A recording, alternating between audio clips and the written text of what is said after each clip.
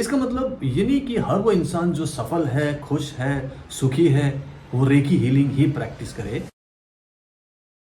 क्या recce healing system vastu दोष, ग्रह दोष या फिर ब्लैक मैजिक के प्रभाव को कम कर सकता है या फिर ठीक कर सकता है? मैं आज इस वीडियो में इसी बात को क्लियर करना चाहता हूं कि जो वास्तु है, ज्योतिषी होता है और ब्लैक मैजिक के बारे में लोग कहते हैं, उसके पीछे का विज्ञान क्या है और उस चीज का कोई भी अगर बुरा प्रभाव है तो उसे आप कैसे दूर कर सकते हो। हेलो, मेरा नाम डॉक्टर पूरन शर्मा है। मैं एक reiki grand master, mind trainer और हॉलिस्टिक लाइफस्टाइल कोच हूं और पिछले 23 सालों से रेकी हीलिंग सिस्टम पर काम कर रहा हूं और माइंड पावर टेक्निक से लोगों की मदद करता हूं। मैं जब इस पे काम कर रहा हूं लगातार, तो मैं ये पाता हूं कि जब आप पॉजिटिव होते हो, जब आप शांत होते हो, जब आपके अंदर एक नया पॉजिटिव बिलीफ क्रिएट होता है और उसके बाद आप जो भी कर्म करते हो, उसका प्रभाव आपके जीवन में सकारात्मक ही होता है, पॉजिटिव ही होता है। इसका मतलब है कि आप सफल होते हो, आपको सुख मिलता है, शांति मिलती है, अच्छा स्वास्थ्य मिलता है, समृद्धि मिलती है। और ये बात हर उस इंसान पर लागू होता है जो इस धरती पर पैदा होते हैं।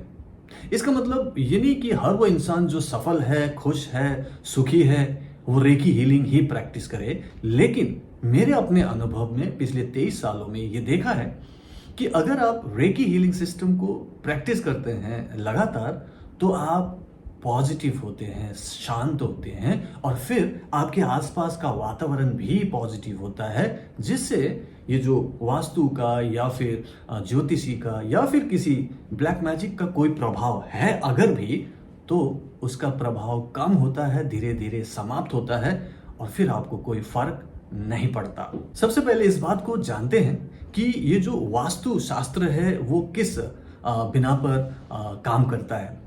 वास्तुशास्त्र एनर्जी सिस्टम पर ही काम कर रहा है, क्योंकि कई दिशाओं के बारे में बात की जाती है। हर दिशा का एक महत्व होता है, हर दिशा से अलग टाइप की एनर्जी क्रिएट होती है। इसीलिए वास्तुशास्त्र में आप जब घर बनाते हैं या फिर घर लेते हैं तो उसमें कई सारी बातों का ध्यान रखते हैं कि कहाँ पे आपका बेडरूम होना चाहिए, कहाँ पे आपका किचन होना चाहिए, कहाँ पे आपका बाथरूम होना चाहिए। इस तरीके से हर एक चीज़ का एक निश्चित जगह होती है और वहीं पे हो तो पॉजिटिव एनर्जी क्रिएट होता है, अगर ना हो तो नेगेटिव एनर्जी होता है जिससे नुकसान हो सकता है, ये बताया जाता है। और जो ऑलरेडी अच्छी जिंदगी जी रहे हो, सुखी हो, उनको तो किसी वास्तुशास्त्री के पास जाने की जरूरत नहीं है। लेकिन अगर कुछ गड़बड़ी चल रही है तो वास्तुशास्त्र जो भी जानते हैं, जो इसके बारे में एक्सपर्ट हैं, वो कहते हैं कि हाँ, आपके घर में ये पर्टिकुलर प्रॉब्लम है, ये जगह ठीक नहीं है, यहाँ पे थोड़ी सी बदलाव करने की जरूरत है, जो उनके ज्ञान के हिसाब से सही है।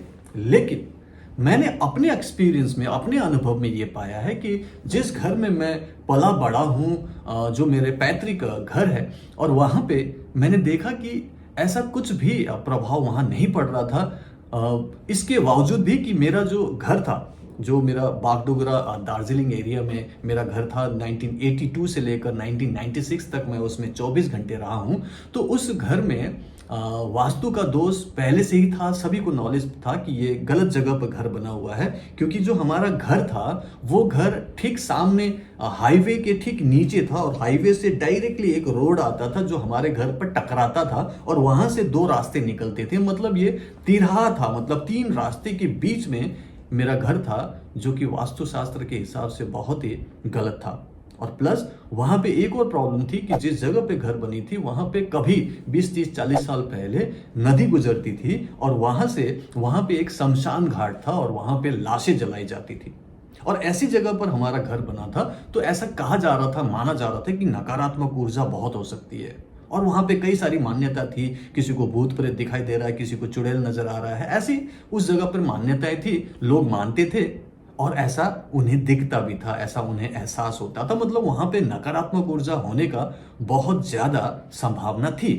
लेकिन उस घर में जब मैं पला बढ़ा, जहां हम लोग रहते थे, मेरे पापा थे वो नौकरी करते थे, मेरी माँ एक बिजनेस करती थी, कुल मिला के हमारे घर में बहुत बरकत थी, बहुत ज़्यादा समृद्धि थी, पैसे की ज़्यादा प्रॉब्लम नहीं थी। कुल मिला के हम लोग अच्छी ज़िंदगी जी रहे थे उस ज़माने के हिसाब से। जब हम कहते हैं कि हमें दूसरों से ज़्यादा प्रॉब्लम नहीं थी कि वो कितना कमा रहे हैं, कितना अच्छा कर रहे हैं। हमारे घर में भले ही अमीरों की तरह बहुत सारा पैसा नहीं था, लेकिन फिर भी मैं समृद्धि जब कहता हूं तो समृद्धि का मतलब है कि इतना कमा लेते थे कि हमारे जो भी ज़रूरतें पूरी होती थी और इतना बच जाता था कि हम दूसरों की सेवा कर सके। हमारे घर में हमेशा मेहमान आते रहते, मेहमानों को कुछ गिफ्ट देना हो हम दे सकते थे, मेहमानों को अच्छे अच्छे खाना खिलाना हो खिला सकते थे।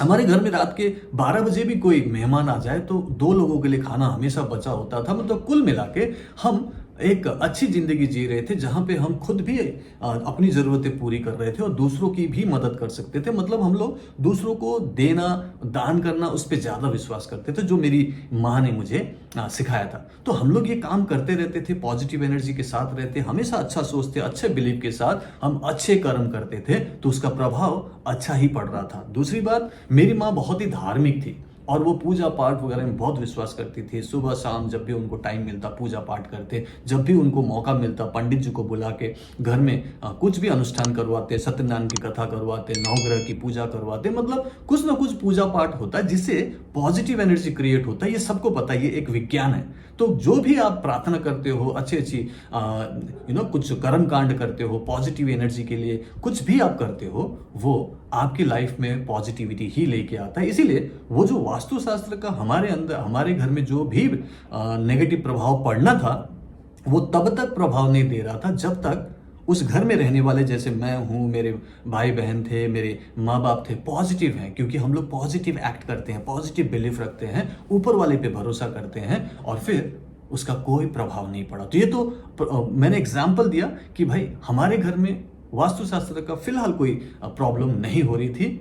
लेकिन दूसरी तरफ अगर हम बात करेंगे कि क्या ये जो ग्रहों का कोई असर होता है हमारे ऊपर, उससे कुछ लाइफ में प्रॉब्लम होती है, जैसे वो कई सारे दोष बता देते हैं, तो उसका भी मैं कहूँगा कि उसका प्रभाव पड़ता भी होगा। अगर मान लो करोड़ों किलोमीटर दूर जो भी ग्रह हैं वो अगर हमारे ऊपर प्रभाव दे सकता है तो देता होगा। लेकिन अगर हम उस चीज़ को ना मान के हम अच्छे कर्म करें, अच्छा भाव रखें, अच्छी सोच रखें, अच्छे काम करें, अच्छे विश्वास के साथ, तो देखा गया है कि सफल तो होते ही हैं।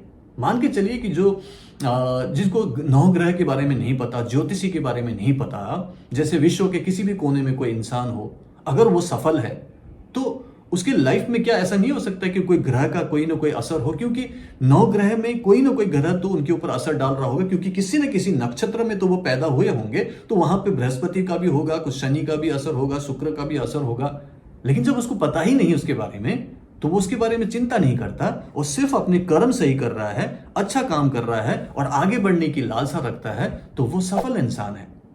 इसी बात पर मैं ये कहना चाहता हूं कि वो सारी बातें सच हो सकती है, लेकिन आप अगर उस चीज को ज्यादा न सोचो उसके बारे में, तो वो ज्यादा प्रभाव नहीं डालेगा। और आपका सिर्फ एक ही काम है, अपने कर्म को पहले से बेहतर बनाना। पहले अपनी सोच को अच्छा बनाओ, पॉजिटिव बनो, उसके बाद अच्छे एक बिलीफ सिस्टम क्रिएट करो कि हाँ मुझे आगे बढ़ना है, मुझे ये करना है, ये पाना है, यहाँ पहुँचना है। ऐसे अपने को बेटर बना के दूसरों की मदद करनी है, समाज में कुछ अच्छा काम करना है। जब इस टाइप से अच्छे भाव लेके आप काम करते हो तो आपको वो ग्रह दोष का कोई भी प्रभाव नहीं पड़ता। ये भी साबित हो चुका है।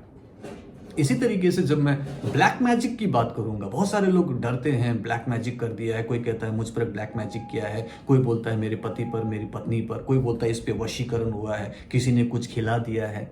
मैं बोलता हूँ ये भी एक अंधविश्वास है। क्योंकि अगर ब्लैक मैजिक का अस्तित्व होता और कोई ब्लैक मैजिक कर सकता है किसी पर और उससे किसी को नुकसान हो सकता है, तो ये दुनिया में जो लड़ाइयाँ चल रही है, वॉर्स हो रहे हैं, अरबों रुपए खर्च हो रहे हैं और उसमें पता नहीं कितनी जाने जा रही है, लाखों लाखों लोग मर रहे हैं, तो वो नहीं होता ना।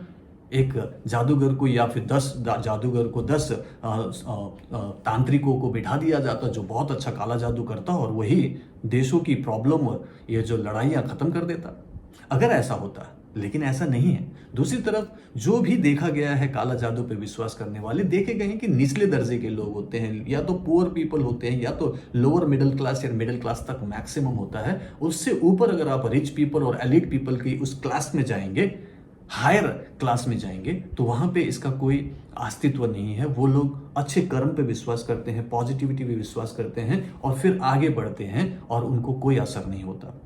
ये जो ब्लैक मैजिक का सिर्फ उन्हीं लोगों पर असर है जो गरीब लोग होते हैं। जैसे आपको किसी रिक्शे के पीछे, टेम्पो के पीछे चप्पल लटके हुए दिखाई देगा, आपको वहां पे बुरी नजर वाले तेरा मुंह काला लिखा हुआ दिखेगा, लेकिन किसी मर्सिडीज के पीछे, किसी BMW कार के पीछे आपको बुरी नजर वाले तेरा मुंह काला नहीं लिखा होता है। देखते नहीं आप, क्यों नहीं होता है? क्योंकि वो लोग मानते हैं कि इसका कुछ नहीं हो सकता। करोड़ों रुपए की कार है लेकिन किसी का बुरी नजर हम पे असर नहीं डाल सकता।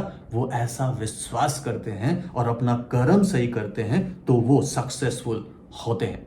इसका मतलब है कि शास्त्र सही है, साइंस भी होगा, लेकिन वो तब तक काम करेगा जब तक आप उसको मानते हो और जब तक आप डरे हुए हो और नेगेटिव एनर्जी अपने आप ही क्रिएट कर रहे हो तो वो प्रभाव डाल रहा है। और अगर आप उसके उलट उस पर विश्वास नहीं करते, आप उस पर कोई काम नहीं करते, आप सिर्फ और सिर्फ अपने कर्मों पर भरोसा करके सिर्फ पॉजिटिव एनर्जी क्रिएट करते हो, तो फिर डेफिनेटली उसका कोई प्रभाव नहीं पड़ता और फिर आप सुख, शांति, स्वास्थ्य और समृद्धि को प्राप्त करते हैं।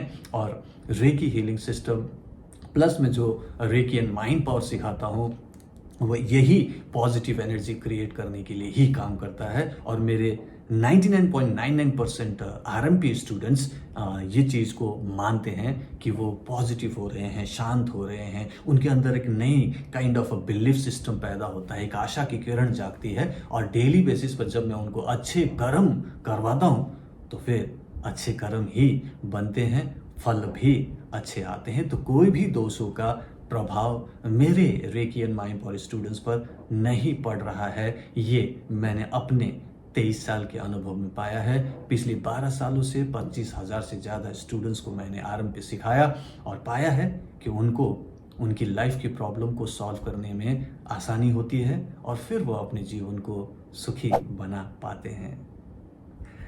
अगर आपको भी अपनी लाइफ को सुख, शांति, स्वास्थ्य, समृद्धि से भरना है तो आप मेरे साथ एक फ्री वर्कशॉप कर सकते हैं जिसको मैं लाइव करता हूं।